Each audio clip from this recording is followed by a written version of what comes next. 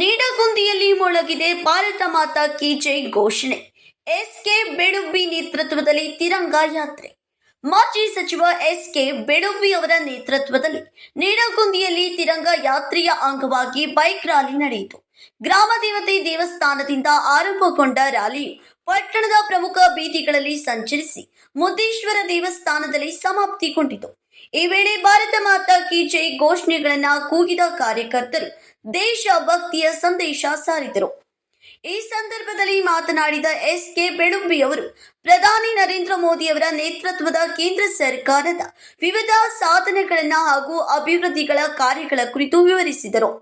ಸ್ವಾತಂತ್ರ್ಯ ಹಾಗೂ ರಾಷ್ಟ್ರ ಭಕ್ತಿಯ ಸಂಕೇತವಾಗಿರುವ ತಿರಂಗ ಧ್ವಜವನ್ನ ಪ್ರತಿಯೊಬ್ಬರು ತಮ್ಮ ಮನೆಗಳಲ್ಲಿ ಹಾರಿಸುವ ಮೂಲಕ ಹರ್ ಘರ್ ತಿರಂಗ ಅಭಿಯಾನಕ್ಕೆ ಬೆಂಬಲ ನೀಡಬೇಕೆಂದು ಕರೆ ನೀಡಿದರು. ಮಾಜಿ ಜಿಲ್ಲಾ ಪಂಚಾಯಿತಿ ಸದಸ್ಯ ಶಿವಾನಂದ್ ಅವಟಿ ಮಾತನಾಡಿ, ಪ್ರಧಾನಿ ನರೇಂದ್ರ ಮೋದಿ ಅವರ ಕಾರ್ಯ ವೈಖರಿ ಹಾಗೂ ದೇಶದ ಅಭಿವೃದ್ಧಿಗಾಗಿ ಕೈಗೊಂಡಿರುವ ವಿವಿಧ ಕ್ರಮಗಳನ್ನು ಶ್ಲಾಘಿಸಿದರು.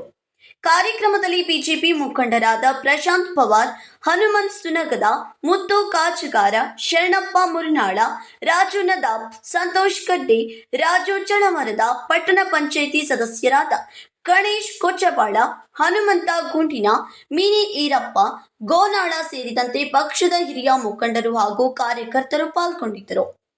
ಕೃಷ್ಣ ರಾಠೋಡ್, ಸಮೃದ್ಧ ಕರ್ನಾಟಕ ನ್ಯೂಸ್, ನೀಡಗುಂದಿ.